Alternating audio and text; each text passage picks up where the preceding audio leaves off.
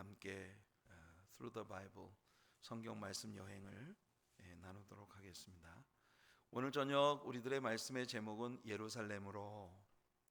예수님께서 십자가에 못 박히실 날짜가 이미 확정되어 있었기 때문에 하나님이 정하신 그 날짜에 하나님의 방법대로 십자가에 못 박혀 죽으시기 위해 예루살렘을 향한 여행을 하고 계십니다. 이미 우리는 마태복음 16장에서 가이사랴 빌립보 지방에서 베드로의 신앙 고백이 있고 난 직후부터 예수님께서 그야말로 문자 그대로 당신이 이번 예루살렘에 올라가면 이방인들에게 넘겨져서 십자가에 못 박혀 죽으시고 장사되었다가 사흘 만에 부활하실 것이라고 하는 걸 명백히 말씀하기 시작하셨습니다.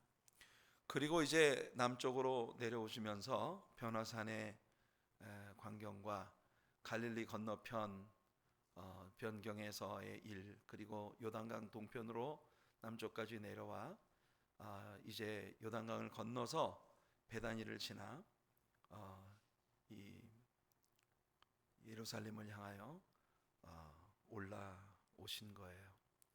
그래서 지난 주일 아침에 우리가 함께 나누었던 것처럼 마태는 예수 그리스도의 생애 마지막 일주일간에 관한 기록을 이제 본격적으로 시작을 합니다. 그러니까 우리가 복음서에 있어서 복음서가 가지고 있는 내용의 분포가 어디에 집중되어 있는가 하는 걸 살펴보는 것이 굉장히 중요합니다. 우리가 지금 공부하고 있는 마태복음에 있어서는 마태복음이 모두 28장이거든요. 28장인데 16장으로부터 마태는 본격적인 십자가를 지시기 위한 예루살렘으로의 여행을 다루고 있는 거예요. 그러니까 28장 가운데 15장이 예수님의 탄생과 세례, 그리고 그의 가르침과 지상 사역에 대한 이야기들이고 13장이 거의 절반 가까운 13장이 예수님의 십자가와 연관된 그런 일들이라고 하는 걸 우리가 볼 수 있고요. 그 가운데에서도 지금 우리가 21장을 펼쳐놓고 있는데 여기 21장으로부터 마지막 장인 28장에 예수님의 부활의 광경을 제외한 21장부터 27장까지, 그러니까 7장입니다. 7장이 예수님의 생애의 마지막 한 주간에 관한 기록으로 채워져 있다고 하는 게 상당히 흥미로운 부분이죠.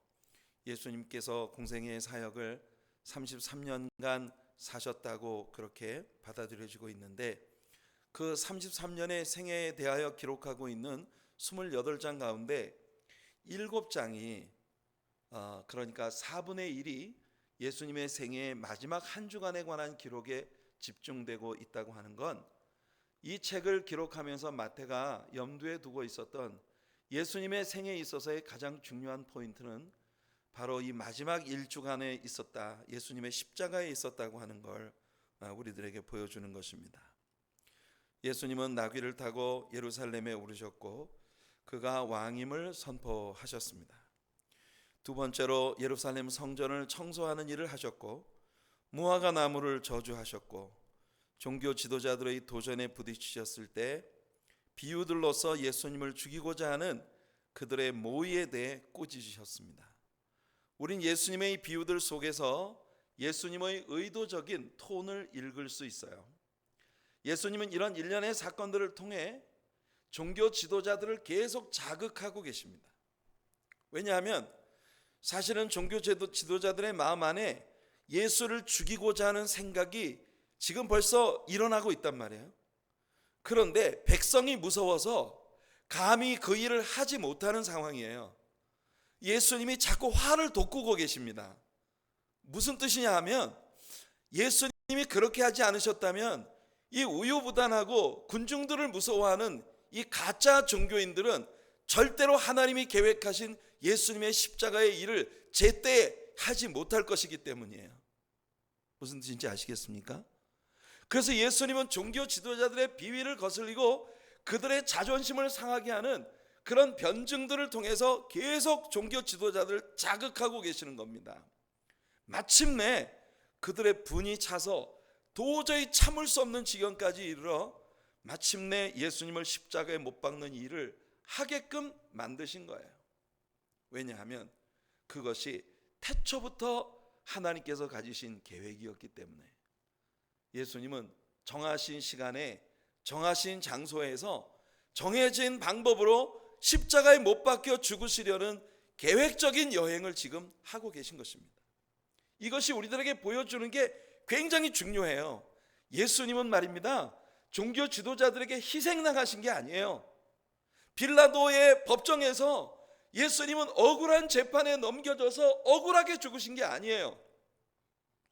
로마 군대에 의해서 예수님은 정말 너무나 불쌍하게 희생을 당하신 게 아닙니다. 예수님의 십자가는 승리의 사건입니다. 아무도 할 수 없는 그 일을 하나님이 정하신 때 하나님이 정하신 방법으로 이루어지도록 예수님께서 주도하신 사건이라는 걸 우리는 예수님의 생애의 마지막 한 주간 동안의 기록들을 통해 배워야 되는 거예요. 그러니까 여러분들은 예수님의 십자가를 대할 때마다 예수님을 너무 불쌍하게 생각해서는 안 됩니다. 그게 예수님의 십자가의 중요한 레슨이 아니에요. 예수님의 십자가가 우리에게 주는 교훈은 우리의 죄가 얼마나 무거운 것이었나, 인간의 힘으로는 도저히 해결할 수 없는 그걸 우리 예수님만이 하실 수 있는 구속의 주님으로서 그 일을 해결해 주셨다. 얼마나 엄청난 대가가 지불되었고, 그리고 그 십자가 사건마저도 예수님은 희생이 아니라 당신이 주도하신 승리의 대사건으로 성취시키셨다. 그러므로 예수님의 십자가는 승리입니다. 저와 여러분들의 구원에 대한 완전한 승리예요. 그리고 예수 그리스도의 십자가가 승리의 죽음이라고 하는 것을 증명해 주는 것이 바로 약속한 대로 그가 다시 부활하신 것이 증명하고 있는 거예요. 예수님의 이 마지막 한 주간 동안의 생애를 바라보면서 우리가 읽어야 하는 것이 바로 예수님의 그 의도적인 말씀의 톤입니다. 예수님은 이 마지막 한 주간에도 왕의 왕 주의 주로서의 그의 권위를 잃지 않으셨고 정해진 십자가를 향해 앞장서서 나아가고 계신 것입니다. 자, 이제 우리는 소위 triumphal entry, 승리의 입성이라고 일컬어지는 예수님의 예루살렘 입성의 광경을 보겠습니다. 1절부터 3절까지 함께 읽어볼게요. 그들이 예루살렘에 가까이 가서 감람산 벳박에 이르렀을 때에 예수께서 두 제자를 보내시며 이르시되 너희는 맞은편 마을로 가라. 그리하면 곧 매인 나귀와 나귀 새끼가 함께 있는 것을 보리니 풀어 내게로 끌고 오라. 만일 누가 무슨 말을 하거든 주가 쓰시겠다 하라. 그리하면 즉시 보내리라 하시니. 예수님은 맞은편 마을로 제자들을 보내시면서 나귀 새끼를 풀어오라고 하셨습니다. 우리는 이 장면에 대해 많은 의견들을 가지고 있어요. 성경을 해석하는 사람들의 많은 의견을 갖고 있습니다. 대개는 이 부분에서 예수님이 전혀 보이지 않는, 육안으로는 볼 수 없는 곳에 묶여있던 나귀를 예수님의 영적인 눈으로 내다보시고 제자들에게 그것을 풀어오라고 하셨을 때 그것을 기적이라고 그렇게 봅니다. 특히나 예수님이 왕의 권위를 가지고 주가 쓰시겠다라고 말씀을 하시자 나귀의 주인이 아무 말 없이 그 나귀를 풀어가도록 허용했다고 하는 것이 왕의 권위 앞에 복종한 사람의 아주 아름다운 순종의 모습으로 그렇게 해석되곤 하죠. 하지만 몇몇 훌륭한 강해 설교가들이 이 부분에 대해 다른 의견을 갖고 있습니다. 이 사건은 예수님에 의하여 미리 어레인지 되어진 사건일 것이라고 생각하고 있는 사람들이 꽤 많다는 겁니다.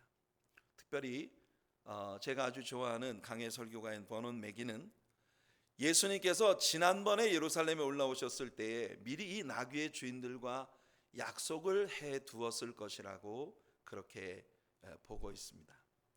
예수님은 이번 6월절을 디데이로 잡고 계셨고 그 날짜에 맞추어 스가랴 선지자의 예언대로 나귀를 타시고 예루살렘에 오르시려고 이 나귀의 주인과 미리 약속을 하셨을 거라는 겁니다. 주가 쓰시겠다라고 하는 말이 일종의 암호처럼 예수님이 보낸 제자들이라고 하는 걸 그 나귀의 주인에게 알려주는 그런 시그널이었을 거라는 거죠. 예수님의 메시아로서의 사역을 위해 이 모든 일들을 예수님께서 직접 컨트롤하셨다고 하는 것도 상당히 매력적인 설명 같습니다. 물론 정답은 모르겠어요. 나중에 우리가 예수님을 만나면 물어볼 게 또 하나 생겼네요, 그렇죠? 예수님께 여쭤보도록 하죠. 우리는 싸울 필요가 없습니다. 제가 볼 때는 두 가지 해석이 다 가능하고 두 가지 해석이 다 나름 상당히 은혜가 있다고 생각을 합니다. 여러분들이 좋은 쪽으로 받아들이세요. 하지만 성경이 이 부분에 대해서 정확하게 뭐라고 말하고 있지 않으니까 이런 가능성들이 있었다라고 하는 걸 여러분들이 염두에 두실 필요가 없어요. 너무 지나치게 막 이렇게 뭐라 그러죠? 쌍심지를 켜고 세상에 예수님의 신적 권위를 무시해도 유분수지 어떻게 예수님이 미리 어레인지했다고 말할 수가 있어? 그런데 제가 보기에는 이 모든 일들을 예수님이 주도해 나가시는 과정에서 정확히 스가랴 선지자의 예언을 성취하시기 위하여 어떤 것도 우연히 벌어진 사건이라기보다는 예수님께서 주도하신 그런 디자인되어진 사건이라고 보는 것도 상당히 의미가 있다고 생각을 하니까요. 어떻든 마태가 기록하고 있는 이 사건은 스가랴 9장 9절에 이스라엘의 왕이 나귀를 타고 오신다고 하는 이 예언을 성취시킨 사건이라는 걸 마태는 분명히 하고 있습니다.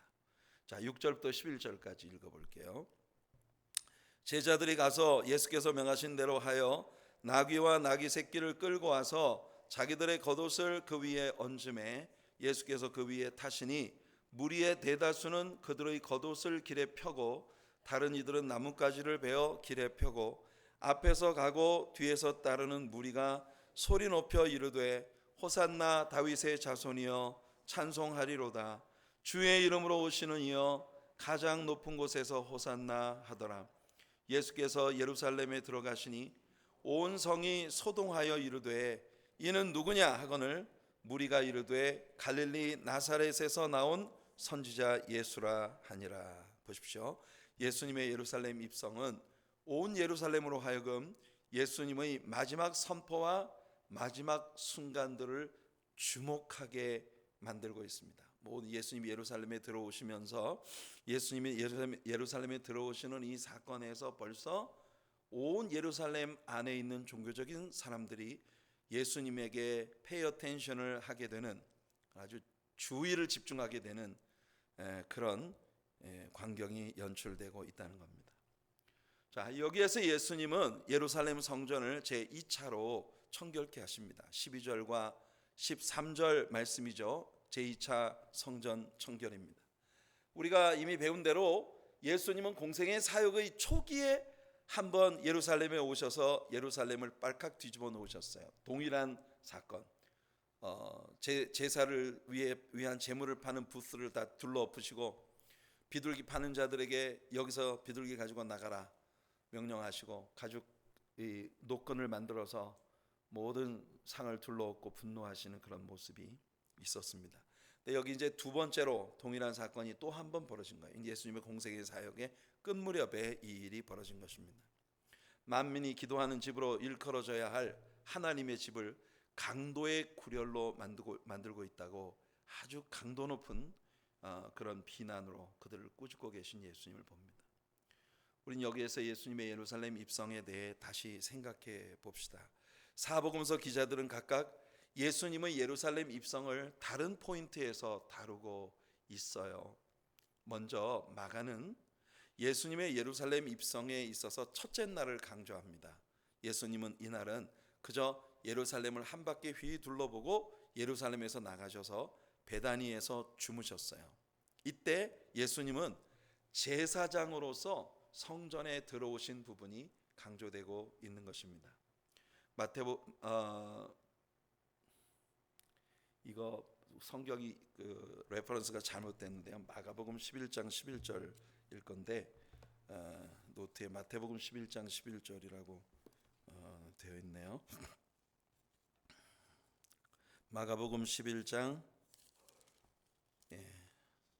11절. 예수께서 예루살렘에 이르러 성전에 들어가사 모든 것을 둘러보시고 때가 이미 저물매 12제자를 데리시고 베다니에 나가시니라. 이게 마가복음 11장 11절 말씀입니다.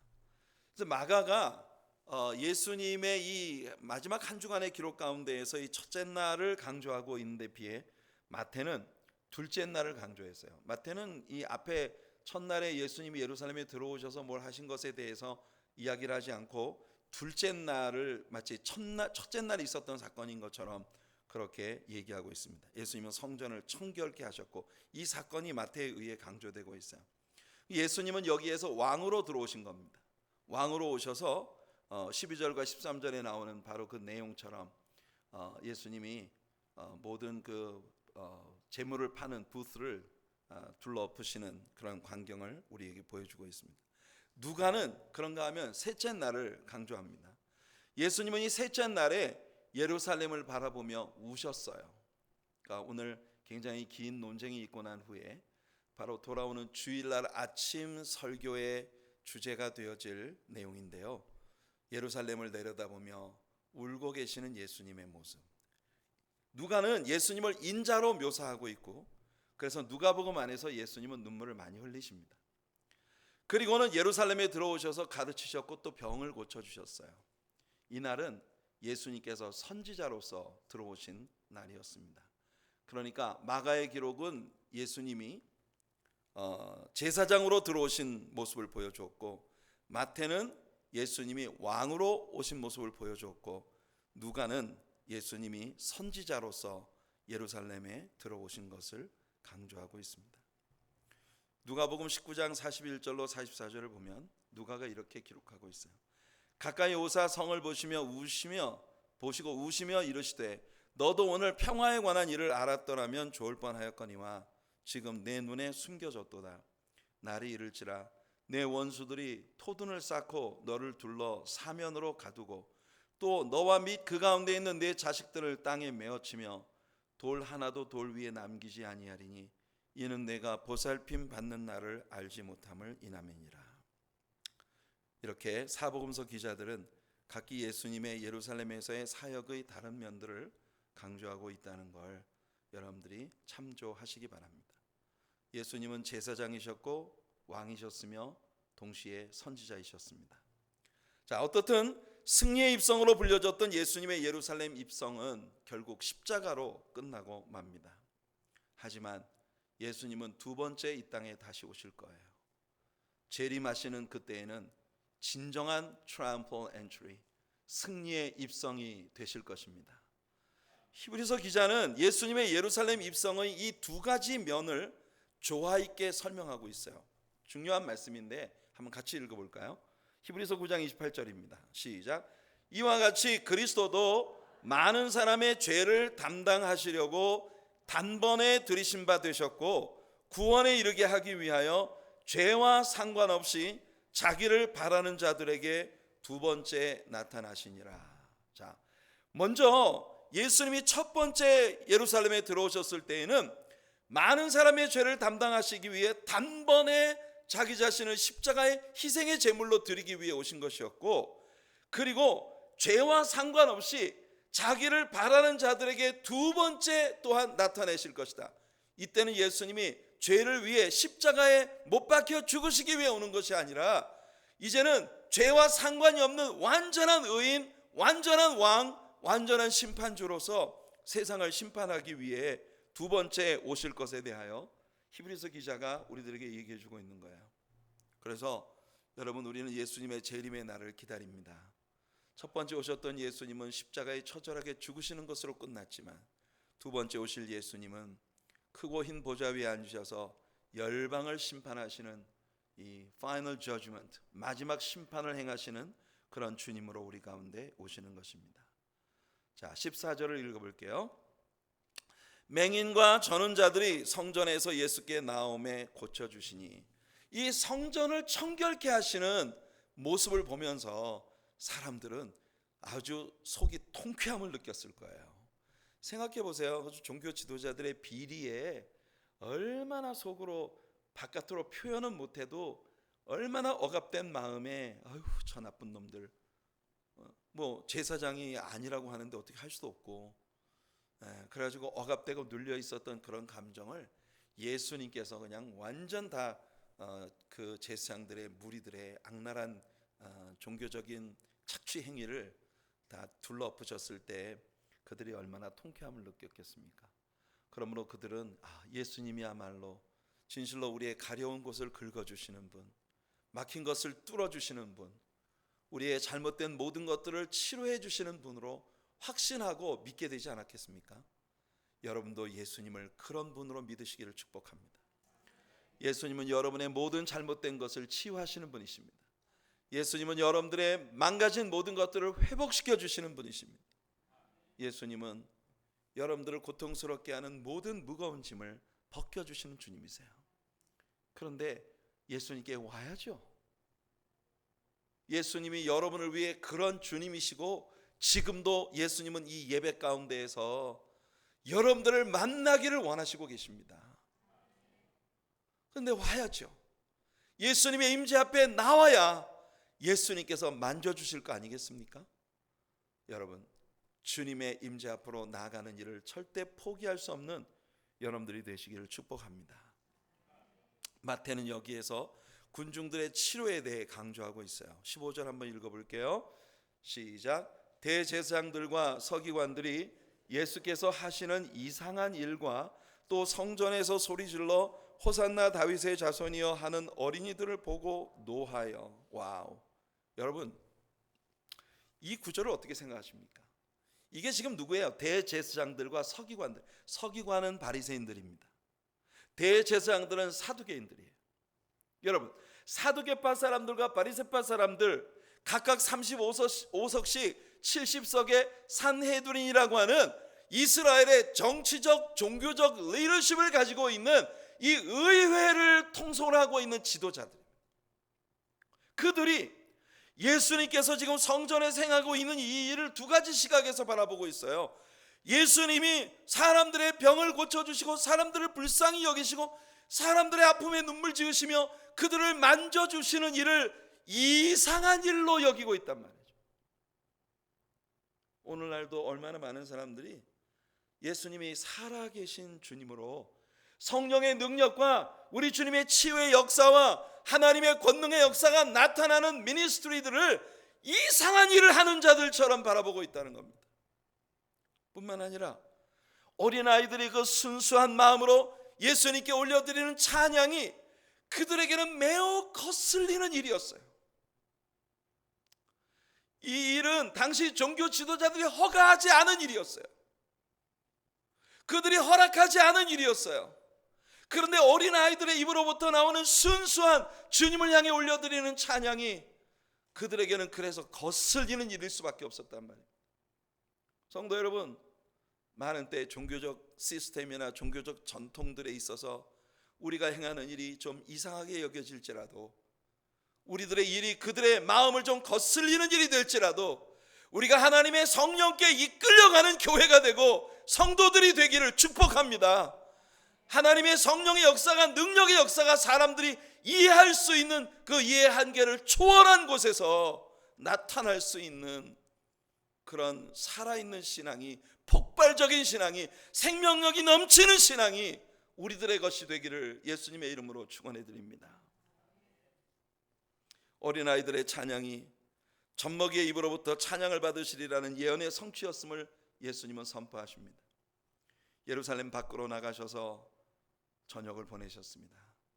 누차 말씀드렸지만 복음서에 나타난 기록만으로 볼 때 예수님은 성경의 기록상 십자가에 달리시기 전에 한 번도 예루살렘 안에서 주무신 적이 없으십니다. 예루살렘에 오셔서 사역을 하신 때에도 예수님은 겟세마네에 나가셔서 밤을 새도록 기도하고 들어오시거나 아니면 조금 더 떨어진 한 2km 정도 떨어진, 그러니까 한 1.23마일 정도 떨어진 이 베다니라고 하는 곳에 나가서 그 어려움 속에 있는 베다니는 눈물의 집이란 뜻이에요. 그 눈물의 집이라 일컬어지는 그 고통과 아픔을 갖고 있는 가난하고 어려운 형편 속에 있는 사람들과 함께 밤을 보내시고 다시 예루살렘으로 돌아오시는 것이 예수님의 관례였습니다. 우린 예수님께 정말 배울 게 참 많습니다. 자, 이제 우리는 그 다음날 아침 성전으로 들어오시는 길에 무화과 나무를 저주하시는 예수님의 모습을 보게 됩니다. 18절 19절 한번 읽어볼게요. 시작. 이른 아침에 성으로 들어오실 때에 시장하신지라 길가에서 한 무화과 나무를 보시고 그리로 가사 잎사귀밖에 아무것도 찾지 못하시고 나무에게 이르시되 이제부터 영원토록 내가 열매를 맺지 못하리라 하시니 무화과 나무가 곧 마른지라. 이 사건에 대한 많은 해석이 있고 우리들이 어떤 해석을 받아들이는가 하는 것이 아주 어려운 선택입니다.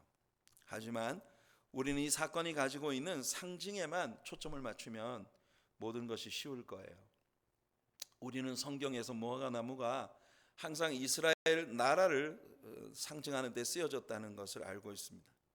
특별히 앞으로 우리가 배우게 될 마태복음 24장은 예수님이 이스라엘 나라의 미래에 대해 말씀하시는 말씀인데 여기서 예수님은 무화과의 비유를 들어 말씀하시는 걸 보게 됩니다. 예수님이 처음 이 땅에 오셨을 때 이스라엘은 오직 전통과 외식적 행위만을 가진 생명력이 전혀 없는 잎만 무성한 무화과 나무와 같았습니다. 그들은 종교적인 틀을 화려하게 가지고 있는 나라였지만 능력은 전혀 없었습니다. 언제나 하나님을 제사하는 것이 그들의 1년 동안에 정기적으로 지키는 사이클이었지만 그들의 삶 속에 하나님은 없었습니다. 하나님은 그들 나라에 너무나 큰 축복을 주셨지만 그들은 그 모든 선물들을 생동감이 전혀 없고 죽어버린 것들, 우상과 권력과 이 세상의 모든 야망들과 야합하는 일들을 위해 소진시켰습니다. 그렇게 그들은 하나님의 뜻을 이루는 열매를 전혀 맺을 수 없었고 예수님이 그들을 찾아오셨을 때 예수님께 아무런 열매도 드릴 수 없는 그런 무능한 나라가 되어버리고 만 것입니다. 그러므로 예수님은 이 무화과 나무의 저주를 통해 이스라엘이 장차 하나님께로부터 받게 될 AD 70년에 로마의 타르스가 이끄는 군대에 의해 완전히 예루살렘이 초토화되어질 그런 예루살렘의 멸망에 대한 그림을 보여주고자 하셨던 거예요. 예수님의 저주로 무화과 나무는 죽었고 제자들은 깜짝 놀랐습니다. 제자들이 놀란 이유가 무엇이었을까요? 여러분 그거 아세요? 예수님께서 이 땅에 오셔서 행하신 기적적인 사건들 중에 뭔가를 살려내는 게 아니라 살아있는 걸 죽이는 기적이 딱 한 케이스입니다. 그게 바로 이 무화과 나무 사건이에요.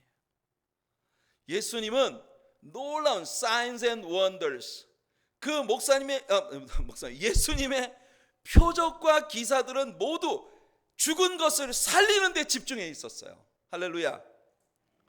그렇지만 유일하게 이 무화과 나무에 관한 사인은 살아있는 걸 죽이는 케이스였습니다. 그러니까 예수님이 가지신 특별한 교훈이 이 속에 담겨 있고 제자들은 깜짝 놀랐어요. 예수님이 이렇게 잔인하게 뭔가를 죽이는 일도 하시는구나. 그런데 신기하게도 예수님은 이 사건을 통해 제자들에게 기도의 능력을 또한 가르치셨습니다. 21절과 22절을 보시면 예수님은 제자들에게 믿음이 있고 의심치 않으면 산을 들어 바다에 던지우게 할 수 있다고 말씀하셨고 무엇이든 믿고 구한 것은 받은 줄로 믿으라고 말씀하십니다.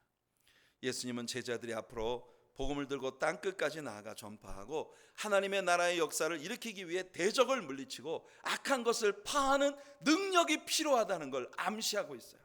이와 같은 영적인 전쟁에서 승리를 이끌어내는 역사는 오직 믿음을 필요로 하는 것이고 기도 외에는 이런 일이 일어날 수 없다는 걸 예수님은 분명히 하고 계신 것입니다.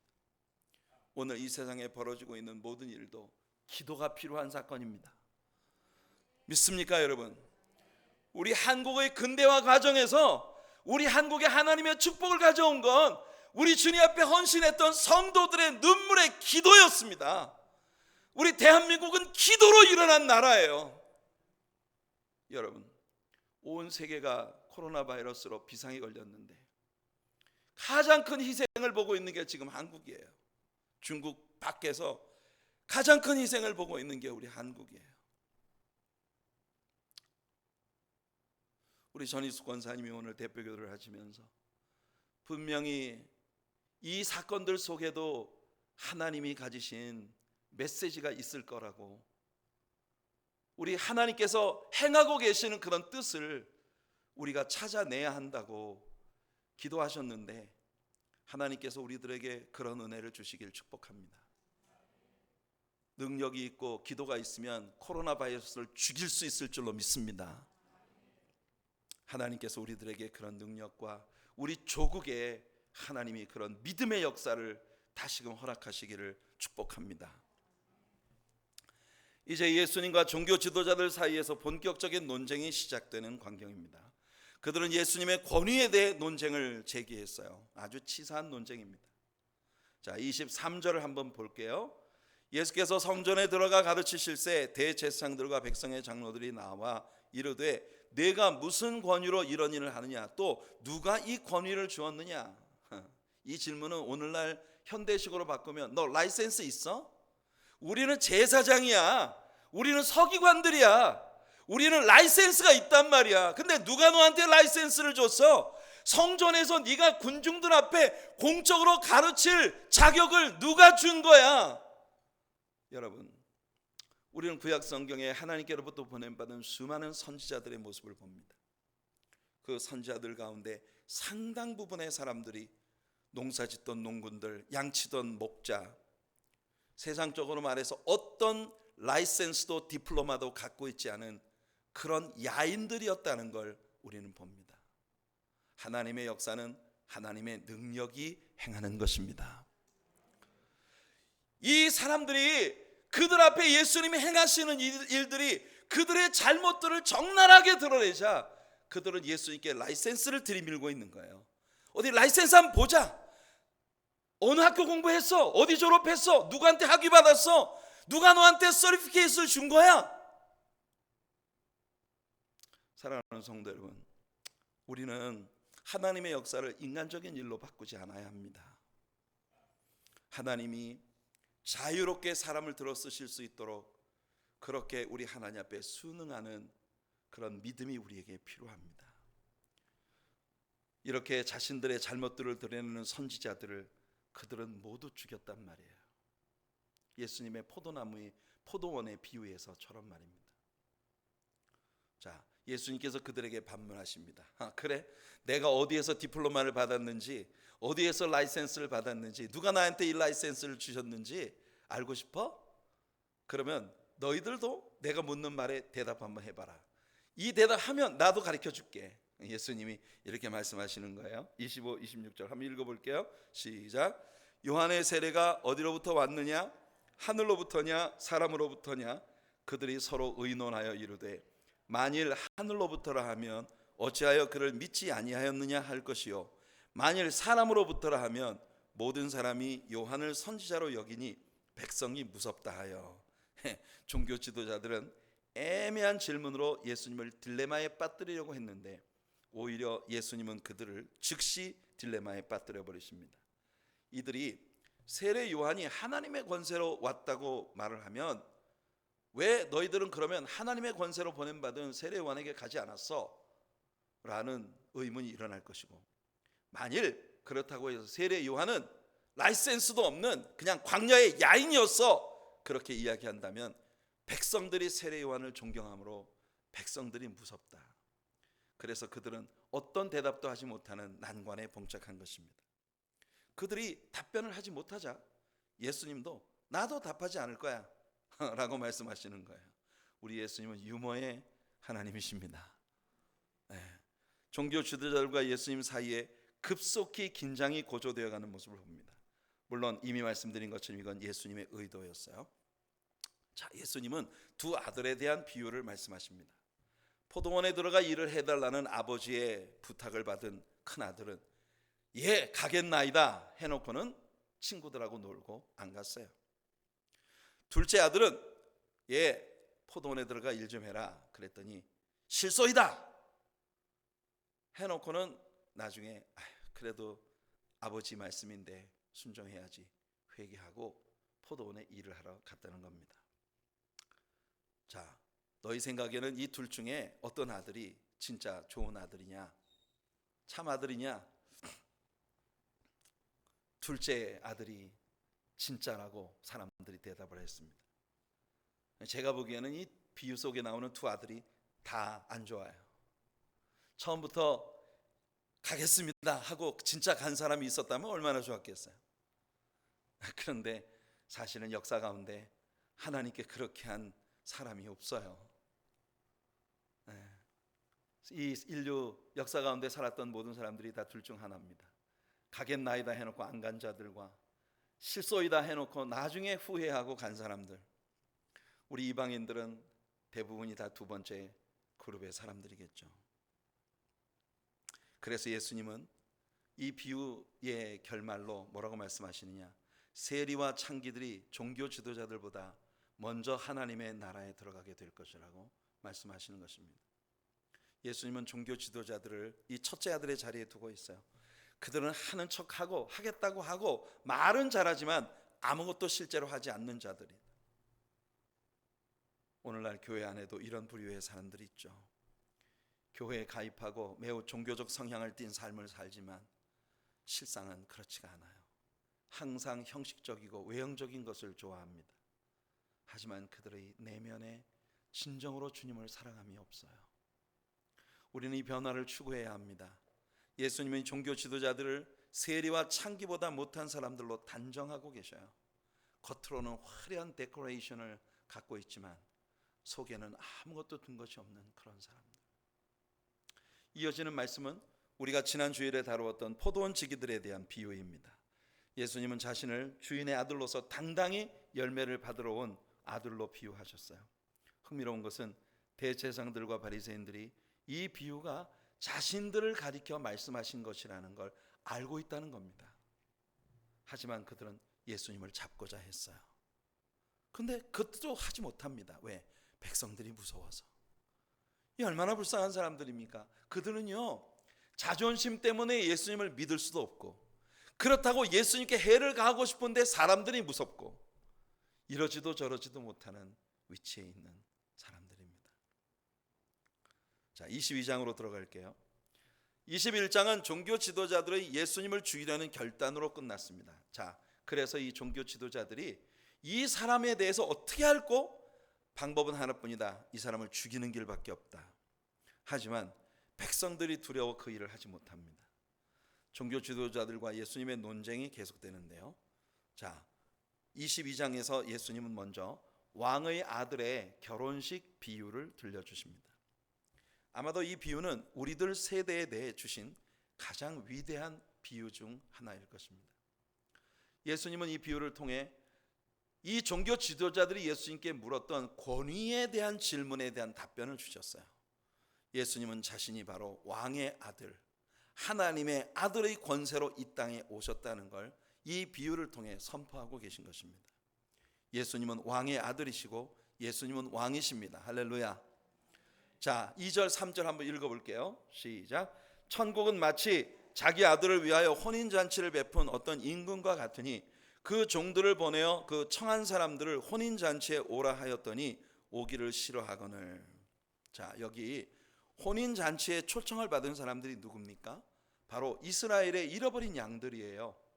예수님은 사도들을 그들을 위해 보내셨습니다. 구약의 수많은 선지자들 역시 이스라엘의 잃어버린 양들, 그들을 위해 보내어진 사람들이었어요. 내가 소와 살찐 짐승을 잡고 모든 것을 갖추었으니 혼인잔치에 오소서. 하나님의 이와 같은 훌륭한 잔치의 초대에 대한 그들의 반응이 무엇이었습니까?